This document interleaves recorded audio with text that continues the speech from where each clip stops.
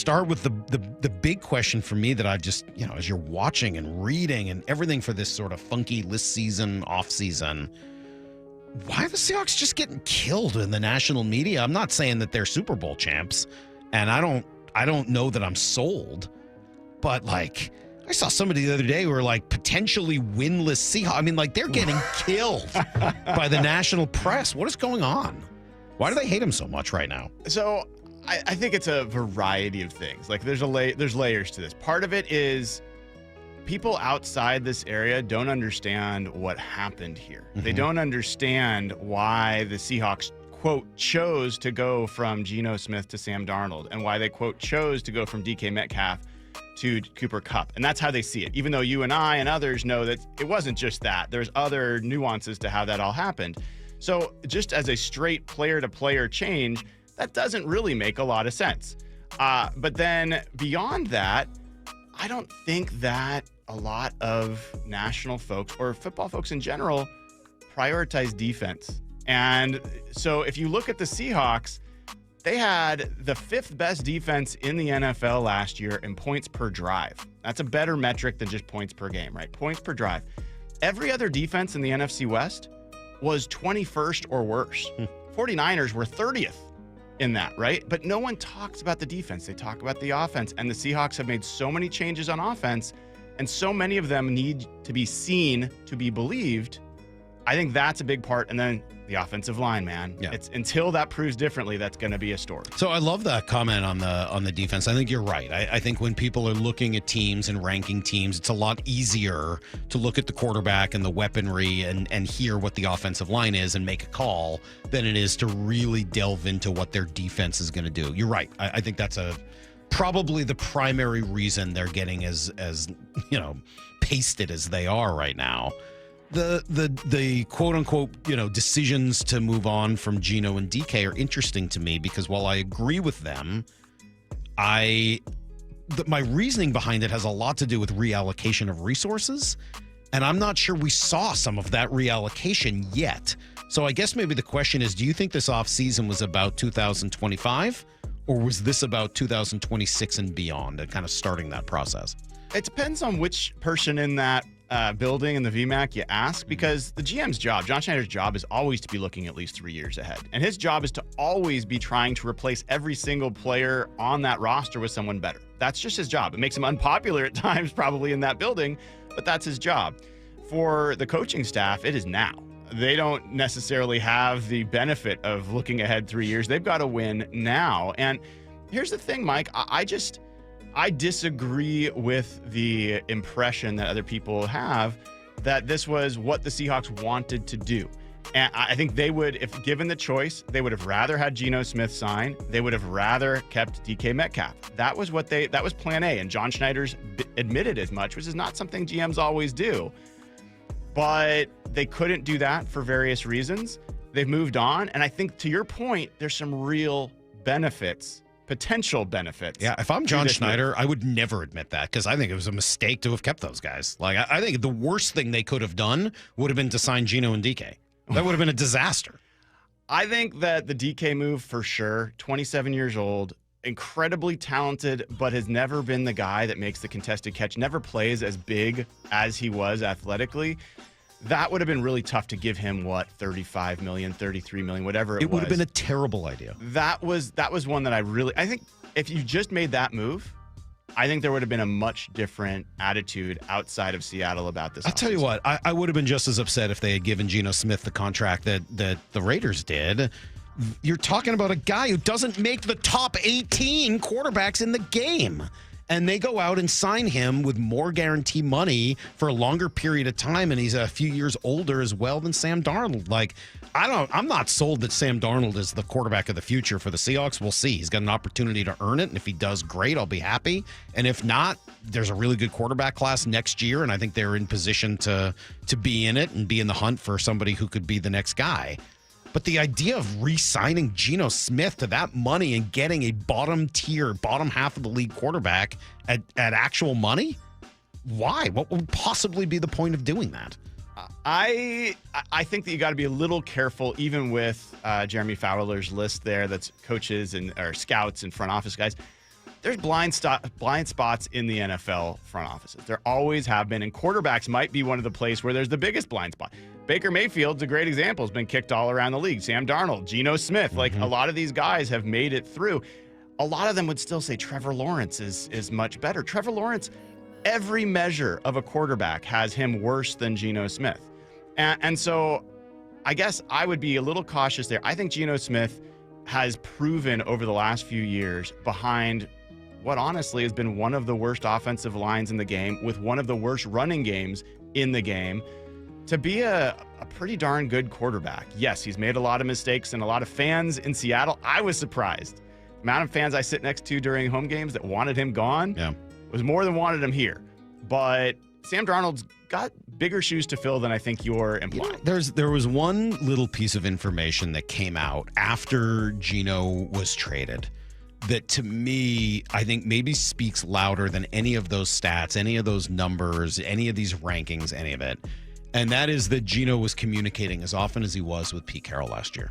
And no blame to Pete, not saying Pete did anything wrong. That's not tampering. There's nothing wrong with it at all. And I don't even really have a problem with Geno having conversations with Pete, but I think it's a window in to these guys weren't Mike Macdonald guys.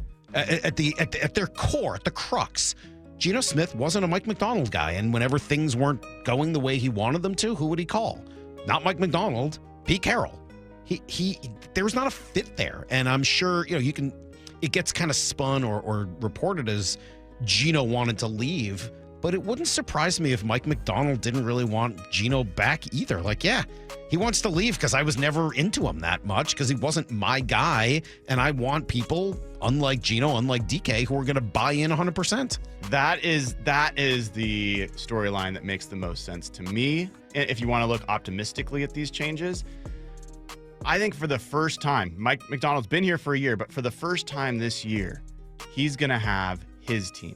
This is a group of guys that are bought in, that understand that what he's expecting. Even if you look at this draft class, one of my big impressions, interviewing each one of those guys, hearing them talk, they all love ball. They all are charismatic. They are all solid guys, like in how they show up. And what has Mike Macdonald said over and over and over again about what he wants people that love ball because he's obsessed with it. Yep. And so now you feel the identity, which you and Brock talk about a bunch, and I believe in is a massive part of just you cannot win in the NFL without knowing who you even want to be. And I think Mike Macdonald has a pretty clear idea, maybe importantly, now has a clear idea of what he wants offensively. Yeah. I don't think he had that as much coming in. Well, and you've worked in the corporate world as well, had a successful career before turning it into the Hawk Blogger deal, which, by the way, I've mentioned a few times. I just think is awesome, turning it from a blog and then doing it full time and covering the team in person. I'm so impressed with the whole deal of what you've done. You can't do anything in life if you don't know what you want to be. Yes. I mean, like, you can eventually fall into it every once in a while in a lucky fashion. But it's just so much better in any business, in any job, in any part of life to have a goal and then go try to achieve it. And I don't think that Geno or DK really fit that goal particularly well. And so do I think Cooper Kupp is the replacement for DK Metcalf? No. What I was hoping would be the replacement for DK Metcalf would be a big mauling right guard. And that's the thing that I don't understand. For all of the work they did, why are we still sitting here with major question marks on the offensive line? I don't know if they have major question marks. They got two major question marks, and one of them, the third, is going to be filled by a rookie.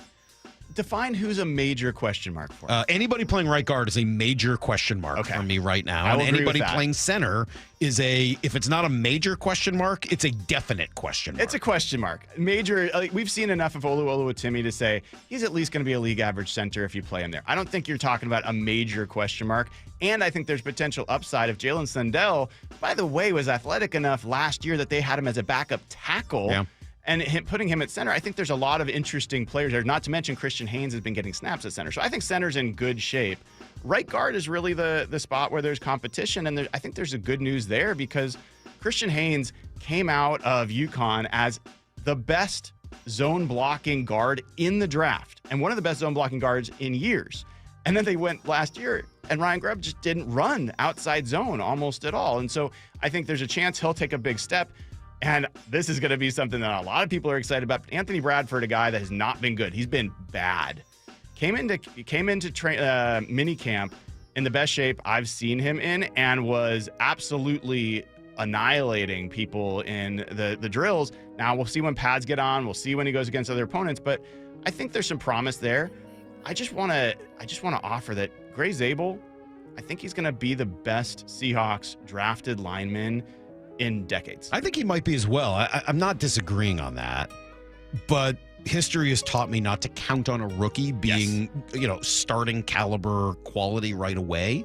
I love Abe Lucas when he's out there. I will admit to still having some concern, and maybe it's because Pete once used the word chronic, and I know that Abe has discounted that and everyone else has said that's not really true, but that word still lingers in the back of my mind that Pete said it, which is not a word he would use very often.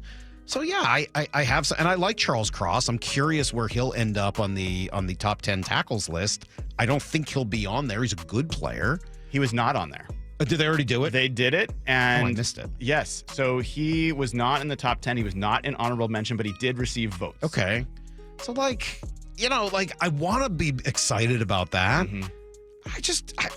I'm just surprised you don't go out and make one more move at that position, which really I think would have given everyone just a totally different view of that group heading into the season. Well, 100% agree. I came on and talked to you about, you cannot just go into this with only a rookie added and hope that it's going to be a lot better. That is a much more risky path. Mm-hmm. I think they had two options to potentially upgrade at right guard, and one of them was Joe Thuney, and I don't think that was really an option. I think that, Ryan Poles is buddies with the guys in Kansas City. I don't think the Seahawks ever got a chance to be in on him. That would have been a huge addition for not much in return.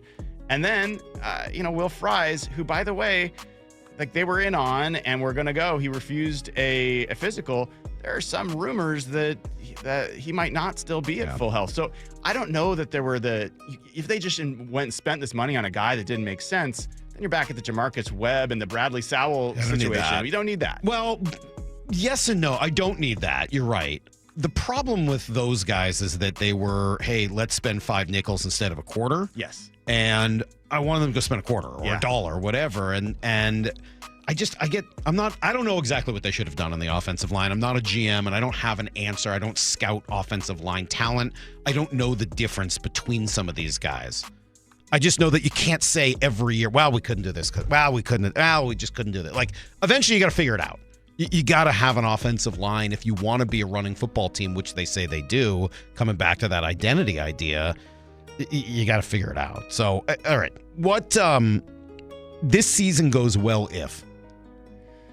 Well, offensive line's top, near the top of that list. And I think I am more bullish on that group than probably anyone else you're going to find. I think that there are a lot of reasons that line's going to be better than it's been. I think the scheme, I think the increased amount of rushing, which means the reduced amount of dropbacks, the more play action. There's a lot of reasons I think that offensive line is going to be better, not to mention I think the players are going to be better. Then you gotta have Sam Darnold be a guy that at least is not hurting you. I don't think Sam Darnold needs to be a top 10 quarterback for you to win 10, 11, 12 games potentially. In fact, that's the third thing that needs to happen, which is you need to be at least a top 10 defense and ideally a top 5 defense. Salk, over the last 5 years, teams that finished with a top 10 defense averaged 10.5 wins. Teams that finished with a top 5 defense averaged over 11 wins. So just being an elite defense gets you a long way, and Seahawks fans get that. Seahawks fans have seen some great defense and understand how that can be a foundation. And then the last thing, honestly, they have to be a top 12 rushing team. Mm-hmm. They have to be toward the top.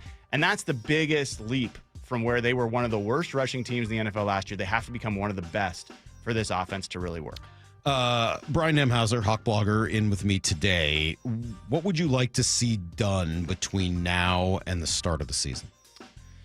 I'd like that none of the rookies have stories like the unsigned rookie for Cleveland, Quinshon Judkins, who had the not good. You don't want anyone showing up on the blotter, the police blotter. You'd obviously like to get the second-round picks signed. I don't know how many people realize this, but the first 2 picks of the second round, Cleveland started again with fully guaranteed contracts, and now the Seahawks and John Schneider are holding the line with Nicky Manwari. He's next up, hasn't been signed, and I think that's going to be a little bit more of a battle than people realize, so I'd love to see that. And then, I mean, I don't know that there's any other move that's realistic before like camp, but if they can get another nose tackle, someone that they believe in, that would be a big addition because upgrade over Hankins. I like Brandon Peely. I think he offers some things there, but man, I really think it's important that Byron Murphy gets as many snaps away from that spot as possible to unlock what he can do. And I just don't know that Jonathan Hankins is the guy that you want to be taking all those snaps. Yeah, that's a good one. I would probably tend to agree with that. Even just rotational. I mean, like the trade for Roy Robertson Harris last year, not a big name. He ends up leaving in free agency, which is fine. But it did seem to help them quite a bit, just having another guy that you can count on inside and rotate them through. So those guys, especially a guy like Big Hank, like these guys get tired. It's not easy, attacking from the defensive line spot. It does feel like there's always room to add another one at that position. 100%. He made that team tougher right away. And you think about the old Pete Carroll Seahawks, and there's always like the Tony McDaniel, the Taba Rubin, like some guy that they would call in Cole, like they'd bring in. Was not a big name, but just was a Branch. Alan Branch. What was his name? Alan Branch. Yep. Put him in that category. Yep. They had good luck. They had good luck on veteran, cheaper defensive tackles. When they tried that on the interior offensive line, it didn't work. And eventually it kind of stopped working on the defensive line too. I mean, you end up, well, not all cheaper, but like Al Woods was pretty good. Yeah. They have a pretty good hit rate there. So I'd love to see them do something there. I think the other thing that would be interesting is if they trade Noah Fant. And, I thought Miami might be a spot. We'll see if they're still looking after they bring Darren Waller out of retirement. But I'm really bullish on the tight end room and clearing more snaps for, Elijah Arroyo and AJ Barner, who I think is ready for a big step. And even like one of the silent competitions in fullback, with Brady Russell and Robbie Oots, I think they would like to keep both those guys, and I don't think they can do it if Noah Fant's on the roster. There's not really a reason for Noah Fant to be on this roster. Like, I can't come up with a good reason other than that he's currently on the roster and receiving a paycheck. I mean, he just hasn't done much. He's a fine player. He's not a difference maker. Can you quickly point to the last tackle that Noah Fant broke? I cannot. I'm just checking. I know that's something tight ends do at times, but I don't know that I can remember or recall seeing any of those. Any other deals anything else that could be brought in between now and the beginning of the year? Not likely. I mean, it's possible there's another vet offensive lineman that they try to bring in, but I don't think so. I think they're pretty well stocked. Maybe there's a receiver that they want. I think the receiver room, everyone talks about Sam Darnold.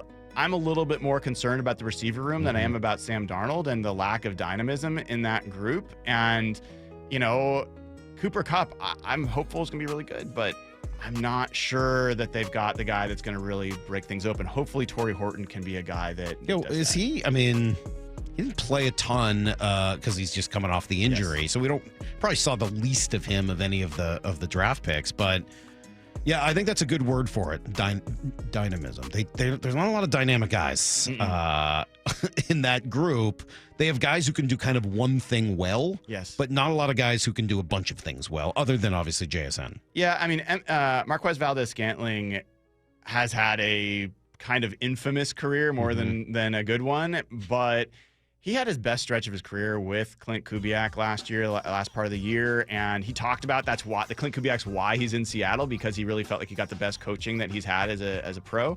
If he can do what he did last year, I have a lot less concerns. Because the other thing here is Sam Darnold is excellent on under center, play action, and deep passing. He was the most explosive passer in the NFL last year, which people don't realize. Best deep passer in the NFL last year. And you got to have deep targets in order to take advantage of that strength. That's what he does. And so I'm really going to be curious to see if they can develop that explosive part of their offense. Yeah, it is funny. Like, he's good at that. Is he a complete wide receiver? No. So can you put him in positions to kind of do what he does best? Cooper Kupp at this stage of his career? Can he do everything out there? Not really, but can you put him in position to do what he does best? And I think that's probably true with the running backs, and we're going to hit on them a little bit later as well. Yeah, offensively, I think I get it. The move that I'm going to keep coming back to, though, is you want that top 5 defense? You're close. Can you find a way to get over the top? Because the one thing this defense is missing is somebody who's going to win on third down and get to the passer. So you're still in the Trey Hendrickson and TJ Watt. I'm in the Trey Hendrickson thing. I mean, I think TJ Watt's probably a pipe dream. I just don't see Pittsburgh doing that when it's all said and done. That's not who they are. But yeah, I am on the idea of Trey Hendrickson. He plays in Cincinnati. They're an organization that'll find a way to screw it up.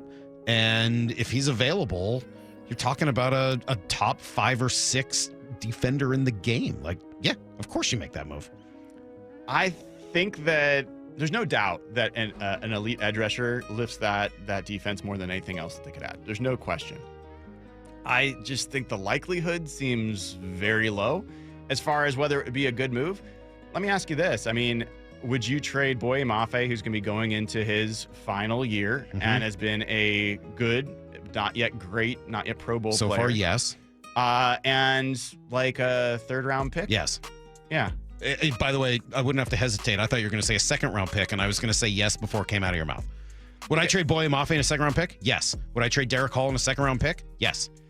Where do I sign up? Because the reason I think you'd make the move like that is you're not only making that move, you're also signing Trey Hendrickson to a big deal. That's why I traded away DK Metcalf and Geno Smith and have room and space, and I can get rid of Noah Fant as well. Noah Fant, you've got Boye Mafe, lack of signing. You could potentially reason your way to it. I don't have to. I'm there. I'm not potentially reasoning my way to it. It doesn't take anything. It is a good idea. John should be on the phone with Cincinnati every day trying to make this happen.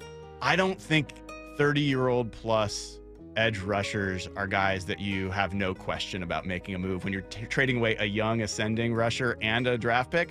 I'm not there with you on that. You think Boye is ascending? I do. Boye Mafe, like everyone's like, oh, he had to step back a year last year. His pressure rate, his pressures were the same as the year before. That's what I would have said. I'm not saying he's regressing. I would have said he's kind of who he is now. He took a big step forward as a run defender, and you'd hear that from other players in the team. He's kind of got all the tools now to, I think, take a pretty big step forward. I think he and Derek Hall have the potential to be one of the more underrated duos. And I'll tell you, Mike, when I asked Mike McDonald about those guys last year, how good can they be? You know Mike at this point. He's not exactly the most effusive guy when it comes to his own players. True. He said, without hesitation, those guys can be all pros. So this is a guy that's turned a lot of guys on the edge into better players than they are other places. Is the national media sleeping on the Seahawks? Probably. After one of the boldest off seasons in recent memory, Seattle detonated the framework. Pete Carroll is out, and Mike McDonald is in. Yet all we hear from sports radio panels and Twitter fingers is doubt. Let's start where the story breaks. Analysts nationwide have pinned Seattle as a mid-tier team, maybe worse. Why? Because they mistake movement for mess, and any football aficionado can blindly guess that.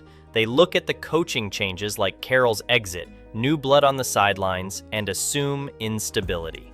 However, that's a false read. Mike McDonald didn't come to experiment. His Ravens defenses were structured, fierce, and outcome-driven. This is a strategist installing a top-down recalibration, which began in-house. Instead of big-name signings to impress the press, Seattle made functional roster decisions, which include clearing clutter, restructuring roles, and betting on scheme fit over splash. That's why the national media isn't paying attention, because the glisten isn't there. However, knowledgeable football minds see the structure forming. Still, skepticism isn't baseless. The offensive line remains a question. Even with some continuity in the trenches, there's no clear evidence yet that the group has leveled up. Depth at guard and tackle is thin, and we've seen too often how that vulnerability shows up in November, not July. Then there's the wide receiver room. DK Metcalf remains elite, and Tyler Lockett brings outstanding precision.